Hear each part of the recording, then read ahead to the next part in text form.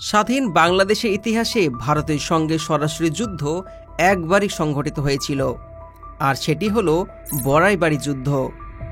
এই যুদ্ধে ভারতীয় সীমান্তরক্ষী বাহিনী বিএসএফ বাংলাদেশি সেনাদের কাছে শোচনীয়ভাবে পরাজিত হয়েছিল। বড়াইবাড়ি যুদ্ধে ভারতের ১৭৮ জন সৈন্য নিহত হলেও বিপরীত দিকে বাংলাদেশের মাত্র ৩ জন সৈন্য নিহত হয়েছিল। বড়াইবাড়ি সীমান্ত সংঘর্ষের সূত্র ধরে ভারতের সঙ্গে বাংলাদেশের আরও ৩টি বড় ধরনের সংঘর্ষ ঘটে। ১৫ এপ্রিল ২০০১ সিলেটের পাদুয়া সীমান্তে সংঘর্ষ। এরপর হয়েছিল ১৮ এপ্রিল ২০০১ কুড়িগ্রামের রৌমারী সীমান্তে সংঘর্ষ। এরপরে সংঘর্ষ হয়েছিল ১৯ এপ্রিল ২০০১ পুনরায় পাদুয়া সীমান্তের কাছে সংঘর্ষ। এই ৩টি সংঘর্ষতেই ভারতীয় সৈন্যরা বাংলাদেশি বিডিআর বর্তমানে বিজিবির কাছে শোচনীয়ভাবে পরাজিত হয়েছিল। তো এখন প্রশ্ন উঠতে পারে, কেন ভারতের সঙ্গে বাংলাদেশের এই রক্তক্ষয়ী সংঘর্ষ হয়েছিল?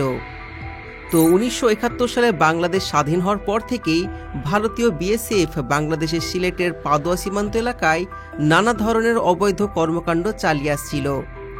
এক পর্যায়ে ভারতীয় বিএসএফ সৈন্যরা রাতের অন্ধকারে বাংলাদেশের পাদুয়া সীমান্ত দখল করে এবং সেখানে একটি অস্থায়ী সেনাঘাঁটি স্থাপন করে।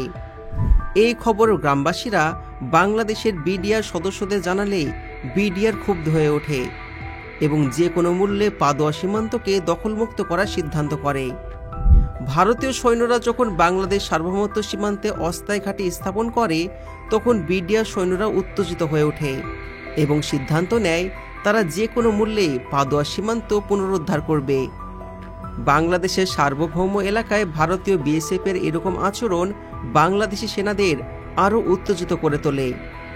বড়াইবাড়ির যুদ্ধ শুধুমাত্র একটি সামরিক সংঘর্ষ নয়, এটি বাংলাদেশের সার্বভৌমত্ব রক্ষা এবং প্রতিরোধ ক্ষমতার প্রমাণ। তো এখানে পাদুয়া ক্যাম্পের অভিযান কিভাবে হয়েছিল, চলুন আমরা দেখে আসি। পাদুয়া ক্যাম্প দখলমুক্ত করার জন্য বাংলাদেশি বিডিআর সদস্যরা একটা সাহসী অভিযান পরিচালনা করেন। ১৫ এপ্রিল গভীর রাত্রেবেলায় বিডিআরের তৎকালীন মহাপরিচালক মেজর জেনারেল ফজলুর রহমানের নির্দেশে প্রায় ৪০০ জন বিডিআর সদস্য এই অভিযানে অংশগ্রহণ করে। তারা ভারতীয় বিএসএফ ক্যাম্পটি ঘেরাও করে ফেলে। সেই সময় পাদুয়া ক্যাম্পে বিএসএফের প্রায় ৭০ জন সৈন্য অবস্থান করছিল। অবিশ্বাস্যভাবে বিডিআরের মাত্র ৬টি গুলি ফায়ার করার পরই বিএসএফের ৭০ জন সৈন্য নিঃশব্দ আত্মসমর্পণ করে। এরপরে বিডিআর পাদুয়া ক্যাম্পের পূর্ণ নিয়ন্ত্রণ গ্রহণ করে, যা ছিল বাংলাদেশের এক বড় বিজয়। এরপরে পাদুয়া যুদ্ধের পরাজয় প্রতিশোধ নিতে মরিয়া হয়ে ওঠে বিএসএফ। এরপরে ২ দিন পর প্রায় ৫০০ থেকে ৮০০ কিলোমিটার দূরে বড়াইবাড়ি সীমান্তে ভারী অস্ত্র নিয়ে তারা বিডিআরের ঘাঁটিতে হামলা চালানোর প্রস্তুতি নেয়। আর এ উদ্দেশ্যে আসামের গুয়াহাটি থেকে শত শত বিএসএফ সদস্য এবং বিভিন্ন আধুনিক অস্ত্র আনা হয়।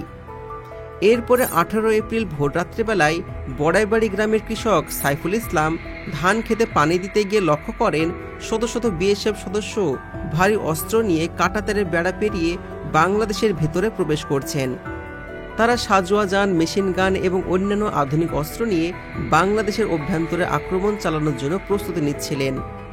এই ঘটনা ছিল বাংলাদেশের সার্বভৌমত্বের ওপর বড় আঘাত, যা সরাসরি বড়াইবাড়ির যুদ্ধে রূপ নেয়। বিএসএফের এই পরিকল্পনা ছিল ভোরের আলো ফোটার আগেই বড়াইবাড়ি ক্যাম্প দখল করা। তখন বিএসএফের একজন সদস্য সাইফুল ইসলামের কাছে হিন্দি ভাষা জানতে চান বিডিআর ক্যাম্প কোথায়। সাইফুল ইসলাম হিন্দি ভাষা বুঝতে পারায় তিনি সহজে বুঝতে পারেন যে তারা ভারতীয় বিএসএফ সদস্য। অন্যদিকে বড়াইবাড়ির যুদ্ধে বাংলাদেশের বিডিআর সৈন্যরা শত্রুদের আক্রমণের জবাব দিতে সফল হয়। এই ঘটনা শুধু সার্বভৌমত্ব রক্ষা নয়, বরং বাংলাদেশের প্রতিরক্ষা সক্ষমতাকেও বিশ্ব দরবারে তুলে ধরে। বড়াইবাড়ির যুদ্ধে সাইফুল ইসলাম তার অসাধারণ বুদ্ধি এবং উপস্থিতি সিদ্ধান্ত গ্রহণের মাধ্যমে বিএসএফ সদস্যদের বিভ্রান্ত করে। তিনি বিডিআর ক্যাম্পের মতন দেখতে একটি পরিত্যক্ত বাড়ি দেখিয়ে দেন, যা দেখে বিএসএফ সদস্যরা সেখানে আক্রমণ চালানো শুরু করে। এই সুযোগে সাইফুল ইসলাম দ্রুত বড়াইবাড়ি ক্যাম্পে পৌঁছে যায় এবং বিডিআর সদস্যদের সতর্ক করে দেন এবং ঘটনা বিস্তারিত জানান। বিডিআর সদস্যরা গ্রামবাসীদের অবিলম্বে নিরাপদ স্থানে সরিয়ে যেতে নির্দেশ দেন। এরপর বিএসএফ সদস্যদের মোকাবেলা করার জন্য নিজেদের প্রস্তুতি করতে শুরু করেন। তবে তখন ক্যাম্পে মাত্র 8 জন বিডিআর সৈন্য ছিলেন, আর তাদের বিপক্ষে ভারতের 500-র বেশি বিএসএফ সদস্য ছিল। বিডিআর সদস্যদের সংখ্যা নগণ্য হলেও তারা ছিল অসীম সাহসী এবং দেশের প্রতি ইঞ্চি মাটি রক্ষার কড়া দৃঢ় সংকল্প। তারা জানতেন ভারতীয় বিশাল সেনাবাহিনীর বিরুদ্ধে সরাসরি লড়াই টিকে থাকা অসম্ভব। তাই তারা গেরিলা যুদ্ধের কৌশল গ্রহণ করেন এবং আগে থেকে গ্রামের বিভিন্ন অবস্থানে ফাঁদ পেতে তারা শত্রুদের জন্য অপেক্ষা করেন। সাইফুল ইসলামের দেখানো পরিত্যক্ত বাড়িটিকে বিডিআর ক্যাম্প ভেবে বিএসএফের সদস্যরা বাড়িটির ভেতরে এলোপাতাড়ি গুলি চালাতে শুরু করে। এরপর ভেতরে গিয়ে তারা দেখে সেখানে কোনো বিডিআর সৈন্য নেই। তারা ভেবেছিল তাদের ভয়ে বিডিআর সৈন্যরা হয়তো পালিয়ে গিয়েছে। কিছুক্ষণ পর বিএসএফ সদস্যদের এই ভুল ভাঙতে শুরু করে। তারা বুঝতে পারে বাংলার দামাল ছেলেরা কখনো পালিয়ে যাওয়ার পাত্র নয়। এরপরে শুরু হয় রক্তক্ষয়ী সংঘর্ষ, যা ইতিহাসে বড়াইবাড়ি যুদ্ধ নামে পরিচিত। বিডিআর সৈন্যরা চারিদিক থেকে এলোপাতাড়ি গুলি চালানো শুরু করে এবং ভারতীয় বিএসএফ সদস্যরা দিশাহারা হয়ে পড়ে। বিডিআর সৈন্যরা সরাসরি লড়াইয়ের পরিবর্তে গেরিলা কৌশল অনুসরণ করেন, যা শত্রুদের সম্পূর্ণ বিচ্ছিন্ন করে ফেলে। বিডিআরের মাত্র এই 8 জন সৈন্য জানতেন ভারতীয় 500 জন সৈন্যের বিরুদ্ধে সরাসরি লড়াই করা তাদের পক্ষে একেবারে অসম্ভব। তাই তারা পরিকল্পিতভাবে বিভিন্ন স্থানে ফাঁদ পেতে অপেক্ষা করছিলেন। শত্রুরা ক্যাম্পের দিকে এগোতে শুরু করলে বিডিআর সদস্যরা মেশিন গান দিয়ে গুলি চালানো শুরু করে। এই যুদ্ধ বাংলাদেশের সার্বভৌমত্ব রক্ষার একটি উজ্জ্বল দৃষ্টান্ত, যেখানে সীমিত শক্তি ও কৌশল দিয়ে একটা বিশাল বাহিনীর বিরুদ্ধে বিজয় অর্জিত হয়েছিল। এই একটি মেশিন গান দিয়ে 1 মিনিটে প্রায় 700টি গুলি ছোড়া সম্ভব ছিল। বিডিআর সদস্যরা ভিন্ন ভিন্ন অবস্থান থেকে মেশিন গান দিয়ে বৃষ্টির মতন গুলি চালাচ্ছিল। এই ভিন্ন অবস্থান থেকে ফায়ারিংয়ের কারণে ভারতীয় বিএসএফ ভেবে বসে যে বিডিআর তাদেরকে চারিদিক থেকে ঘিরে ফেলেছে এবং তাদের সৈন্য সংখ্যা অনেক বেশি। বাস্তবে মাত্র 8 জন বিডিআর সৈন্য ভারতের 500 জন সৈন্যের বিরুদ্ধে যুদ্ধ চালিয়ে যাচ্ছিল। বিভ্রান্ত বিএসএফরা বুঝতেই পারেনি এ লড়াইয়ে নেতৃত্ব দিয়েছে স্বল্প সংখ্যক সাহসী বিডিআর সদস্য। এই যুদ্ধ শুরুর কিছুক্ষণের মধ্যেই বিএসএফের মানসিক ভারসাম্য হারিয়ে এলোপাতাড়ি গুলি চালাতে শুরু করে।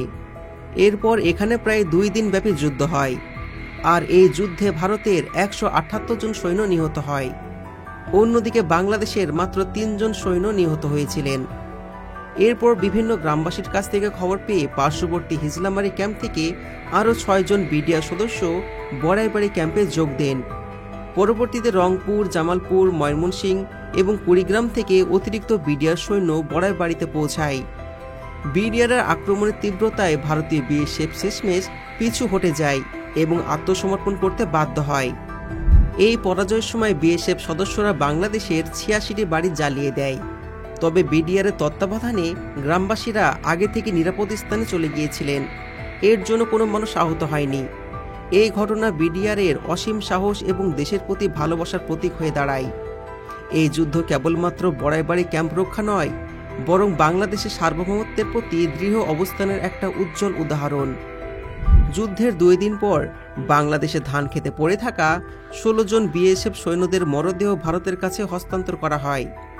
বাকি 158 জনের লাশ যুদ্ধকালীন সময় বিএসএফ তাদের দেশের অভ্যন্তরে সরিয়ে নিয়ে যায়। ভারত অভ্যন্তরীণ চাপে পড়ার আশঙ্কায় 16 জন বিএসএফ সদস্য নিহত হওয়ার কথা স্বীকার করলেও মোট 178 জন সৈন্য নিহত হওয়ার খবর গোপন করে রাখে। প্রত্যক্ষদর্শীরা জানান যুদ্ধের সময় অনেক বিএসএফ সদস্যের লাশ ভারতীয় বাহিনী সীমান্ত পেরিয়ে টেনে নিয়ে যায়। বড়াইবাড়ির যুদ্ধ বাংলাদেশের সার্বভৌমত্ব রক্ষার একটি অনন্য দৃষ্টান্ত। বিডিআর সৈন্যদের অসম সাহসিকতা এবং কৌশলের কারণ, এবং একটি ছোট্ট বাহিনীও কিভাবে একটি বৃহৎ বাহিনীকে পরাস্ত করতে পারে তার একটি উদাহরণ। তো বন্ধুরা, আশা করি আজকের ভিডিও আপনাদের ভালো লেগেছে। যদি আজকের ভিডিও ভালো লেগে থাকে ভিডিওতে লাইক করুন এবং ভিডিওটি সবার মাঝে শেয়ার করে দিন, আর দেখিয়ে দিন বাংলাদেশ কোনো অংশে কম নয়। দেখা হচ্ছে পরবর্তী ভিডিওতে। ধন্যবাদ।